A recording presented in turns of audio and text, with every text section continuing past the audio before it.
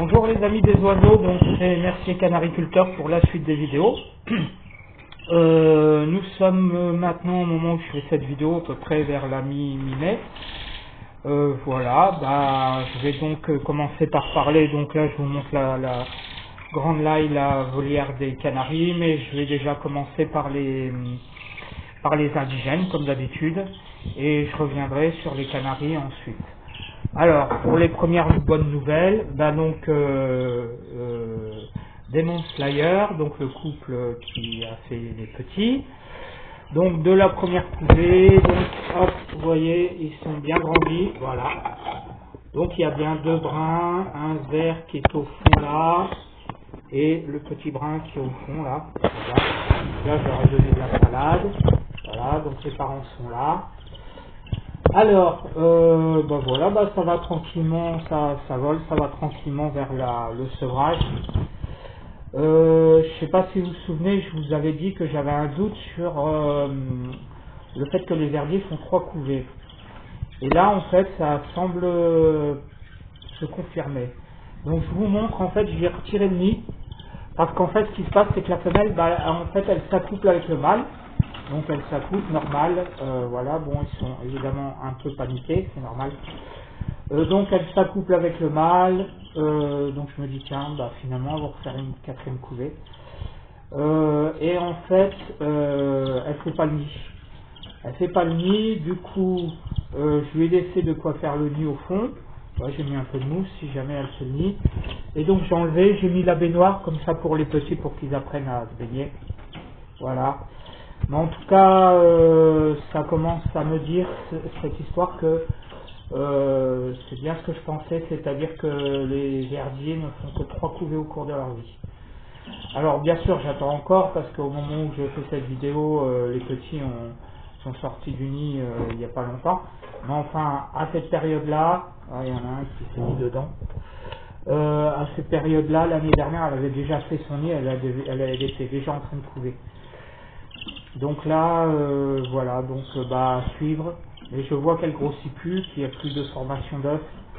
Donc voilà, on va voir si ça se confirme. On va attendre encore un peu pour être sûr. Mais je pense qu'effectivement, ça a bien l'air d'être le cas.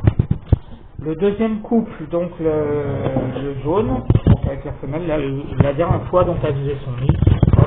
Le jaune avec le mâle vert, qui est donc le couple Full Metal Alchimiste. Donc là, elle faisait bien le nid, enfin elle fait bien le nid. Elle a donc pondu, donc il y a un œuf, par contre il y en avait 4, mais il y en a un qu'elle a pondu par terre. Donc voilà. Par contre elle couve pas. Je sais pas pourquoi, elle couve pas. Alors je remarque qu'il y a un problème avec le mâle, j'ai l'impression. Je sais pas si les œufs sont fécondés. Voilà, donc bon, je sais pas. J'attends encore un peu, je vais voir. J'attends un peu. Si je vois qu'elle couvre pas, à ce moment-là, je les arrêterai. Je préfère arrêter parce que c'est un mâle de 3 ans, ça se voit d'ailleurs. Je préfère les arrêter et préserver la femelle, surtout si les herbiers font que 3 couvées par an. Ça veut dire que s'ils font que 3 couvées, il en reste que 2. Donc je préfère préserver. Donc j'attends encore quelques jours, demain, après-demain, voilà. Si je vois qu'elle ne pond plus d'œufs, voilà, et qu'elle ne couvre pas, c'est qu'il y a un problème, mais je ne sais pas lequel. Donc voilà. Et enfin pour le dernier couple, alors là c'est surprenant, vous voyez, elle est dans le nid. En fait, donc j'ai mis le jeune mâle qui était de l'autre côté. Elle n'a pas pondu pour le moment. Par contre, j'ai remarqué un truc, c'est qu'elle s'entend très bien avec ce mâle. Vraiment, je pense que l'année prochaine, je les mettrai ensemble. Elle n'a pas pondu, j'espère qu'elle va pas pondre. Mais j'ai quand même un doute, je sais pas s'ils se sont accouplés ou pas. Mais bon, voilà. Mais de toute façon, je l'ai laissé faire pour la tester, pour voir ce qu'elle vaut comme femelle. Très bien, il m'a fait un nid absolument superbe, magnifique. Au pire des cas, je lui mettrai les œufs de la femelle jaune qui ne couvrent pas. Si jamais ça tourne, on va voir comment ça tourne. J'attends encore quelques jours. Si je vois que vraiment il se passe plus rien, Bon, bah à ce moment-là, je pense que je l'arrêterai. Attendez, parce que là, je vois que j'ai un truc bizarre. Bah ouais, j'ai la lumière, je sais pas pourquoi. Bon, tant pis, c'est pas grave. Donc voilà pour les verdiers. Donc pour les tarins de houle. Donc le couple là, vous voyez la femelle elle coupe toujours. Donc je vais vous montrer. Hop, vous voyez, elle est dans son nid. Donc vous voyez elle coupe bien. Seulement le problème c'est que les œufs sont pas fécondés. 4 œufs pas fécondés, donc mauvaise nouvelle. Je pense que c'est dû au mâle. Le mâle il a 3 ans. J'ai remarqué qu'il faisait des accouplements très faiblards. Franchement, pas comme il faisait l'année dernière. La femelle se mettait en position, il attendait. Voilà, je pense que ça vient de ça. Donc le mieux à faire, je pense, compte tenu de ce qui se passe avec les tarins, je vais vous montrer après le deuxième couple, puisque j'ai que 2 couples. Je me dis, il vaut mieux préserver cette femelle-là qui aura 2 ans l'année prochaine, plutôt que de risquer une deuxième couvée pas fécondée. Donc je pense que je vais les arrêter, voilà. Et voilà, mais c'est dommage parce qu'elle couvrent vraiment bien, ça fait vraiment mal au cœur. Et enfin, le dernier couple. Alors là, c'est à la fois, alors là, c'est vraiment surprenant. Donc elle m'a fait 4 œufs, tous fécondés, impeccables. Vraiment, j'étais super content. Et là, un œuf s'est coincé entre la paroi et le nid. Donc ça fait un œuf de moins. Donc il reste plus que 3. Et les 2 autres, je les ai retrouvés au fond de la cage. Je pense qu'elle a dû se retirer et donc il en reste plus qu'un. Donc il est fécondé. Au moment où je fais cette vidéo, il devrait naître demain. Voilà, elle couvre super bien. Par contre, le mâle aussi.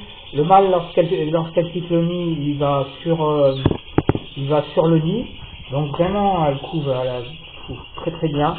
Seulement, je pense que je sais pas ce qui s'est passé avec les œufs.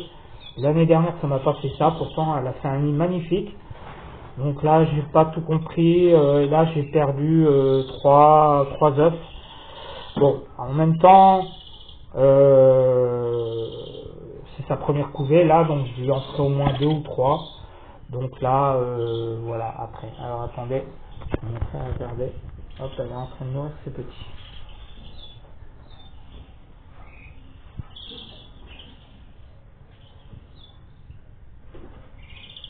Voilà, ça c'était bien. Voilà, et puis pour ce qui concerne les canaris, pour terminer. Alors les canaris, il n'y a pas grand chose à en dire, si ce n'est que ça y est, comme je le pensais, la mue commence, semblerait-il.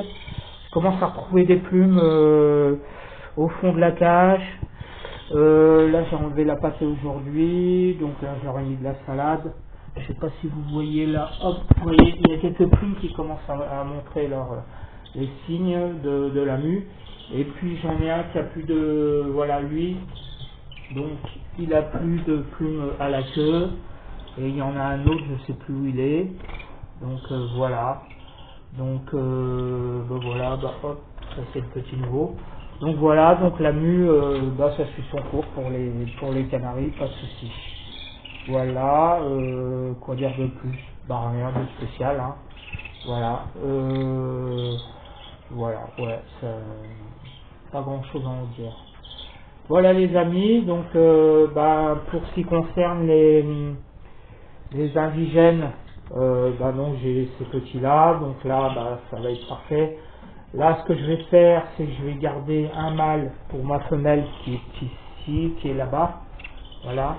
Donc ici je vais garder un mâle oui, qui doit être là. Voilà, là c'est un vert, donc c'est un mâle.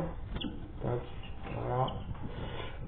Celui-là je vais le garder, voilà, pour la femelle que je vous ai montré. Et je garderai aussi une femelle, parce que là en bas elle n'a pas couvé, et j'ai pas compris ce qui s'est passé. Donc par précaution, je pense que je vais garder une femelle de supplémentaire. Voilà. Mais ils ne seront pas sevrés avant, là au moment où je parle, il y en a encore pour 15 jours. Facile.